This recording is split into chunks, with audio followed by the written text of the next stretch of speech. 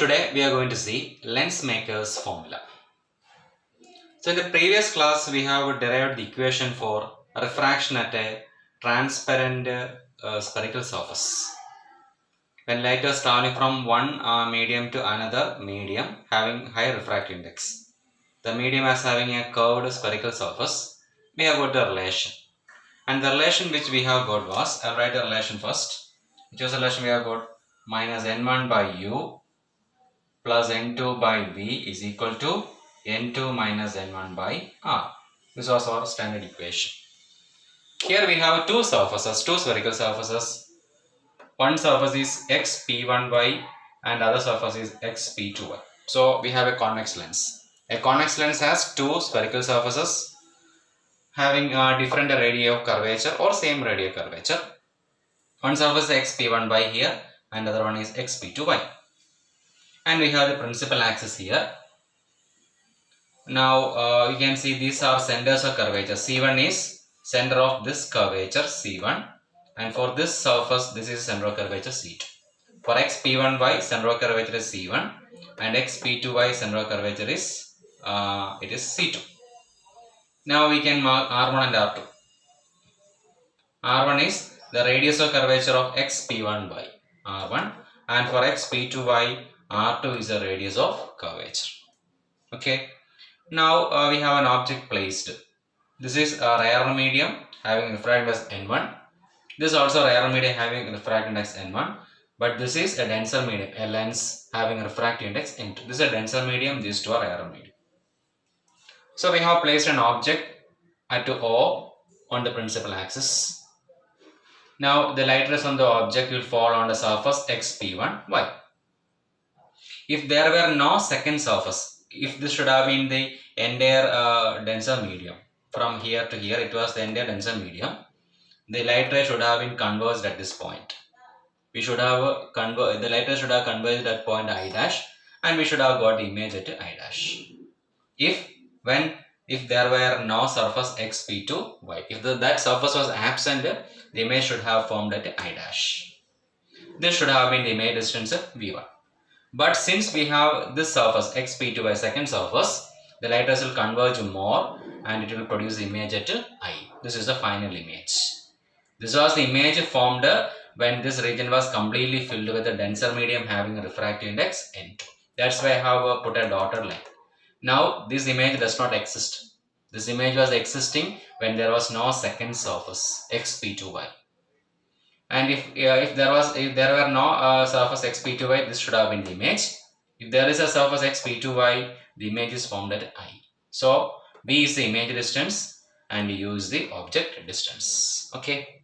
Now we will see refraction at the spherical surface xp1y and xp2y separately. One by one we will see equation for refraction spherical surface. And we have the basic equation minus n1 by u plus n2 by v is equal to n2 minus n1 by r. Okay, first we will see for refraction at spherical surface xp1y. For xp1y, light is traveling from rarer medium to denser medium. So we can use this equation. So this is the object distance. I can mark object distance as OC. OC is the object distance, but distance we are measuring to this side. Leftward we are measuring the distance. So what I have to give object distance, I have to give negative sign because I am measuring distance OC in this direction. So the equation transforms as minus n1 by u. I can give minus OC. Minus OC. Now for this surface, this is the image. So image distance I can measure from C to I dash. So V is equal to C to I dash. So I will write plus N2. What is image distance here? This is image for xp1y. I will measure the distance C to I dash. C I dash is image. C I dash is equal to, now n2 minus n1. n2 minus n1 by, what's the radius of curvature?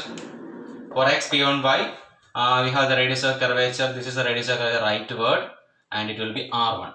Rightward we are measuring. So what we will do? We will not like this. C1 is the radius of curvature from here to here. C1. It is rightward. We will give plus C1. Instead of r we will write plus C1. This is the equation for xp1y. For a fraction of x surface x p1y, this is a relation. I'll give equation number 1. Now, for this second surface x p2y, this act as object. This act as object. This will be the final image. So this is called a virtual object. So if there were no surface x p2y, this should have been the image. But now we have a surface x p2y. So for a fraction of this surface, this act as object and this will be the image. So for the surface x p2y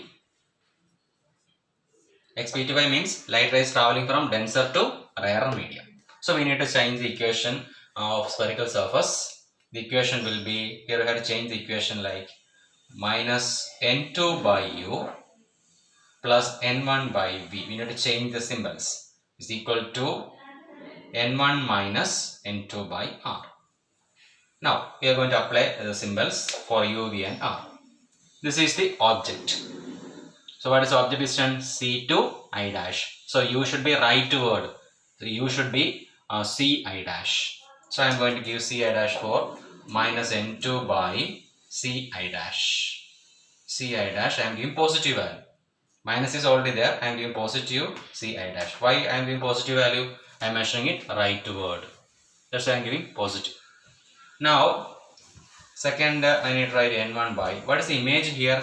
This is the image. What is the image distance? Ci towards the right side. That also positive plus Ci is equal to n1 minus n2 by, instead of r, I need to give, this is the radius of curvature. For this surface, this is the radius of curvature. Leftward I am measuring. What I have to give?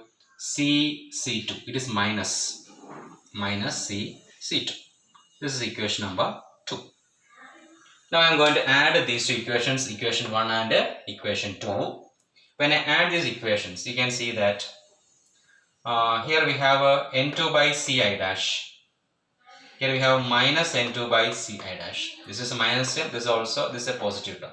When we add equation 1 and 2, these two terms will cancel. Because this is positive value, this is negative. Terms are the same. Plus n2 by Ci dash, minus n2 by, they will cancel. So which are the remaining terms when we add these two equations? You can write like this. Minus plus, it will be n1 by OC. Then remaining this term, plus n1 by Ci. When you add these two, right side we have n2 minus n1 by cc1.